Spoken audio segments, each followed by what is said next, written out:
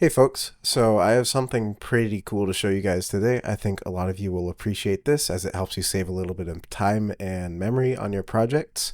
So I have two HDRI setups right here.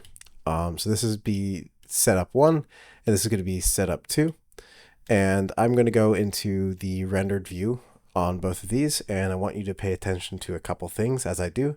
So number one would be the amount of time that it takes to load the render, and number two will be the VRAM usage in that render. So here's setup 1.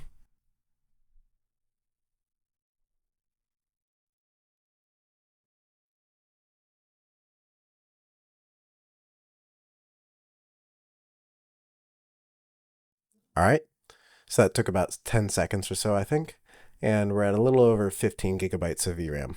These are very high-res HDRIs. These are 32K. I'm using them for demonstration purposes, but this math obviously scales down to the smaller HDRIs too.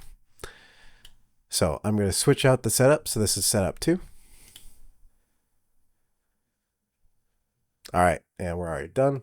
And we're using a little over 11.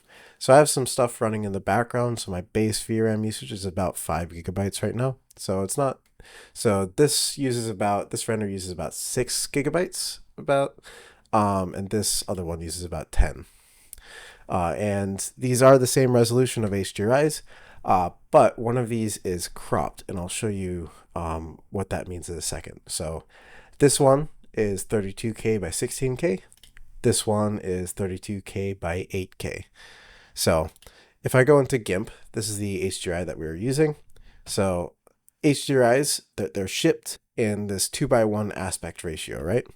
And that's because it's expected that they'd cover a full 360-degree panorama of the scene. But in CG, generally speaking, you don't need any of the stuff below the horizon. And in many cases, like in these HDRIs from iExterior, I think that's how to pronounce it, iExterior.com, they just keep this stuff black. And generally, because image compression is a thing, you don't notice this extra padding on the file size.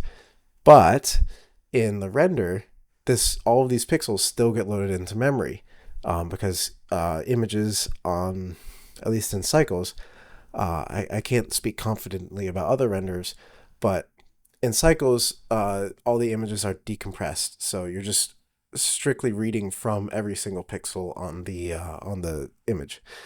So if this is just black and you don't really need that, you can totally just go here, go to canvas size, and then I'm just going to cut the height in half and then make sure I'm grabbing the right half of this and then just clicking resize. And even in like for pure skies and whatnot from Polyhaven, this totally works the same way. You don't generally need this stuff below the horizon. So if you just re-export this, if you load it directly into Blender using the regular like environment texture and the sphere mapping and that sort of thing, it will look a little bit weird because it's assuming that it's grabbing or that it's reading from a full panoramic image. But I was like, I know math. I can create something that will work for these cropped HDRIs. So that's what I did here. So that's what this node group is. So to use this node group, basically you just take the background shader as always, and then you need to add in a regular image texture. So not an environment texture as would usually appear, but just a regular image texture. Then you open your cropped HDRI, and then you add in the node group here, which you can append from this blend file. And then from there, you just add in a texture coordinate node, and then plug the generated into the vector, and the vector of this into the vector of the HDRI. Do not change the mapping method here. Keep it at flat. Choose whichever interpolation you'd want. And I'd recommend setting this extension to extend, and then connect this up to the background, and then just connect that up to the surface right here. And then you have a working HDRI setup. And you'll notice that this is like creating these streaks on the bottom. And if you don't want that, you can use a vector math node and set this to scale, and then connect the scale input to this mask right here. And you'll notice that all the stuff below the horizon is now black, which is as it was before. I generally like to leave this off, but I mean, you can do whatever you want, and you can change the extension type to repeat, mirror. Repeat is a little trippy. Mirror is kind of cool. It's kind of like a really flat surface of water.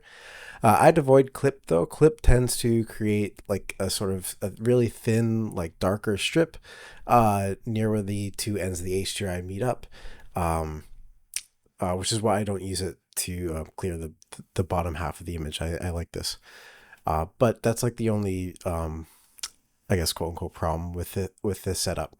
But yeah, so if of course the files, of course not these HDRIs themselves, but the nodes and stuff will be in the description below that you can pick up. I'd really appreciate it if you would subscribe and like this video.